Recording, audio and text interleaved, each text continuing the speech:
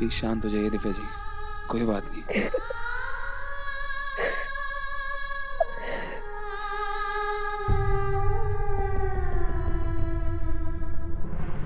एक बार हमें अपनी बात कहने का मौका नहीं दोगी? अब भी कुछ कहने के लिए रह गया है माँ साहब? मैंने सपने में भी नहीं सोचा था माँ साहब कि आपके दिल में इस बात का पछतावा है कि करिश्मा की जगह मैं इस घर की बहू बनी।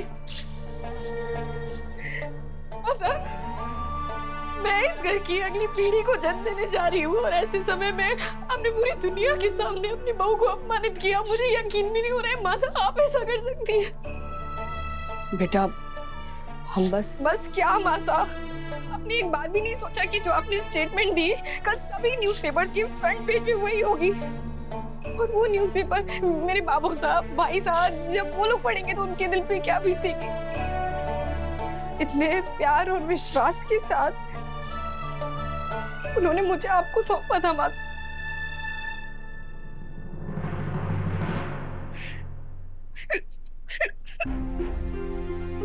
बस दिव्या जी, आपकी कदर किसी और को हो ना हो, मुझे जरूर है। और हमेशा याद रखिएगा मैं आपके साथ हूँ। मामा साहब, दिव्या जी के हालात के बारे में जानते हुए भी आपने इतना सब कुछ कहा। चलिए मैं मान लेता हूँ कि हमारे घर की परंपरा है, नवरात्रों में घर आई मेहमान को हम देवी का दर्जा देते हैं, लेकिन इसका मतलब ये थोड़ी कि उस मेहमान के चक्कर में आप अपनी बहू की बेइज्जती करें। क्या हो क्या गया मासा आपको? आपको करिश्मा की गिरी हुई हरकतें बिल्कुल याद नहीं है?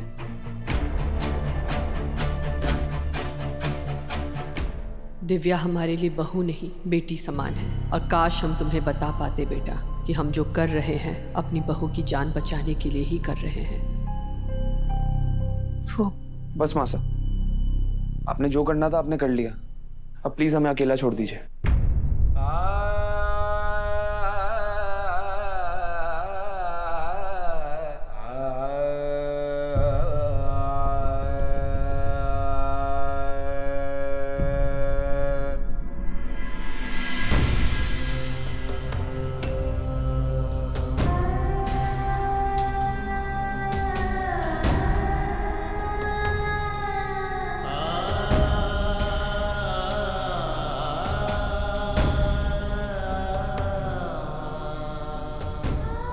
देवी हुकुम ने अभी सबके सामने इतनी बड़ी बात कह दी, और फिर दिव्या मैडम ने संभालने खुद उनके कमरे तक आई।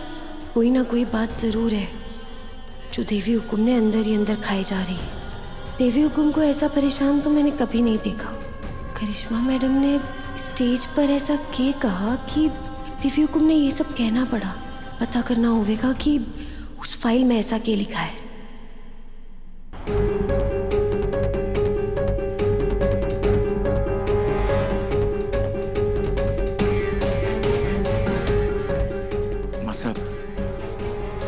मैं आपसे सच जानने आया हूँ। क्यों कर रही हैं आप ये सब? करिश्मा ने आपको कुछ स्टेज पर कहा क्या? वो परेशान कर रही है ना आपको? माँ साहब, मैं बहुत उम्मीदें लेकर आया हूँ आपके पास, प्लीज मुझे सब सच सच बता दीजिए। हमने जो भी किया वो अपनी मर्जी से किया, इसमें करिश्मा या फिर और किसी का भी कोई लेना देना नहीं है। लेकिन माँ साहब, वो दिव्या जिससे आप इतना प्यार करती हैं, जिसकी अभी से शादी कराकर आप इतना खुश थी, उसी को लेकर आपने इतना कुछ कह दिया, वो भी सबके सामने, क्यों?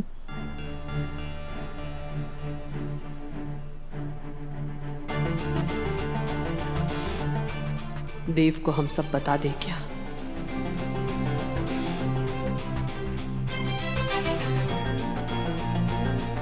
देव, अभी तुम इतने भी बड़े नहीं हो कि अपने मासा से क्या क्यों सवाल करो। हमने कहा ना कि हमने जो भी कहा अपने मन से कहा और हमें कोई पछतावा नहीं है।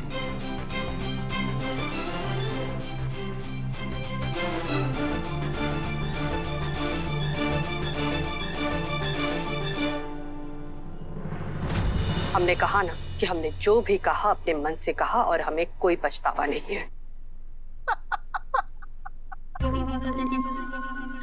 बेचारी सासू माँ अपने राम से भी कुछ नहीं कह पा रहे। वेल डन करिश्मा, वेल डन। और बहुत जल्द ही आपका ये स्वर्ग से सुंदर घर भी मेरा होगा। और यही नहीं, एक एक करके मैं आपसे आपके सारे रिश्ते भी छीन लूंगी। ऐसा अकेला कर दूंगी कि आपका अपना साया भी आपका साथ छोड़ देगा।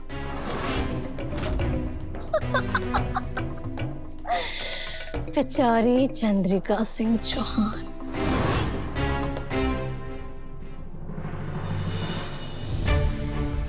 मैंने जिस तरह देवी हुकुम ने दिव्या मैडम के कमरे के बाहर आते हुए देखा था, उससे तो साफ है कि वो खुद बहुत परेशान है।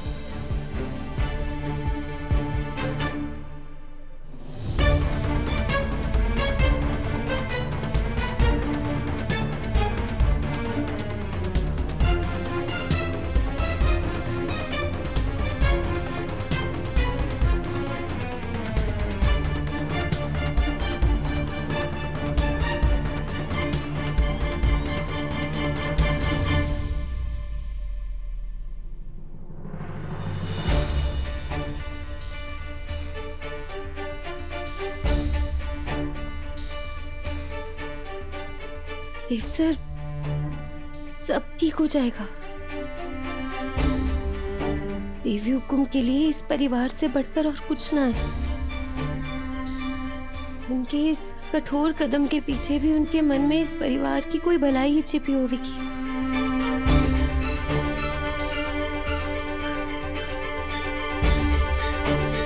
इसमें किसी की कोई भलाई नहीं हुई वसु। मैं मासा से बात करके आ रहा हूँ और मासा ने कहा कि उन्हें अपने किए का कोई अफसोस नहीं है। मैं मासा को जानता हूं, वो मुझसे कभी झूठ नहीं बोल सकती।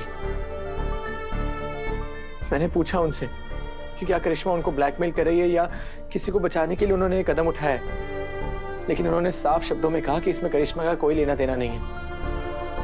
अब तुम्हें बताओ वसु, ये सब सुनने के बाद मैं क्या समझूं?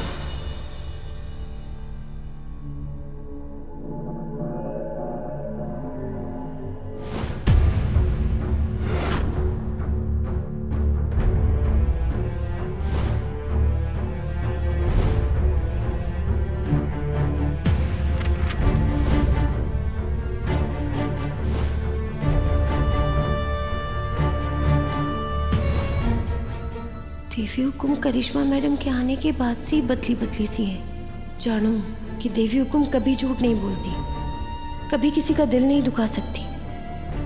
वो जरूर ये झूठ किसी को बचाने के लिए बोल रही है, पर किसे?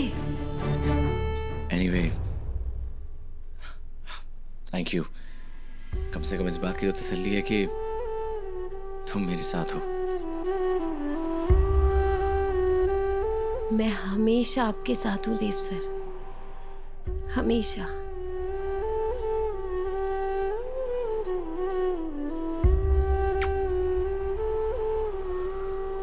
Thank you. Good night.